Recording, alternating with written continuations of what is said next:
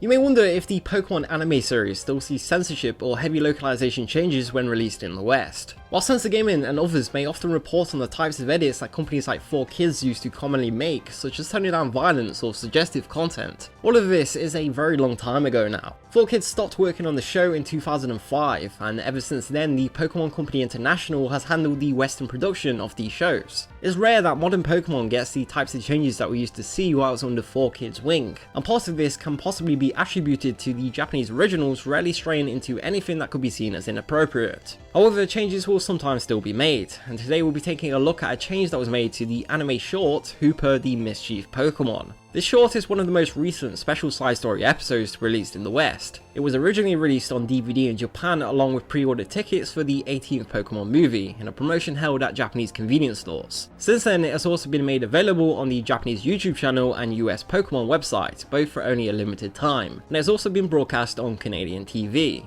The short is only 14 minutes in length, but it gives backstory on the characters when they were younger and helps set the tone for Pokemon the movie Hoopa and the Clash of Ages. It was produced and localized by the Pokemon Company, and most of the content is the same as it was in Japan. However, there was one small scene that was completely cut out of the dub due to its suggestive nature. The scene in question occurs when the gang accidentally break a statue and ask Hoopa to teleport various objects through its rings to help fix it. In the Western version, the first item that they ask Hoopa to teleport is something fancy, which leads to it summoning a Phanpy, seemingly mishearing the word fancy for Phanpy. Over in Japan though, this short scene is totally different. Hoopa doesn't mishear the gang in the Japanese version, and they also ask for something completely different. In Japan they ask for something made from ivory, which leads to it summoning this ivory statue with a distinctive water feature. You can find these types of statues all over the world in real life, and they're a very popular type of decoration despite being a little rude in nature. This statue is equipped to let out water as if it was peeing, which it then promptly does all over Baraz's face. All of this was completely removed outside of Japan. The next part was also slightly changed in the West. The gang say that the statue is the wrong type of ivory, which then finally leads Hoopa to summon the elephant-like Pokemon. Ivory of course comes from elephants' tusks. This causes the gang to say that the ivory can't be used since it's still on the inside of the Pokemon. There is no play on words or mishearing of the word fancy in the Japanese version.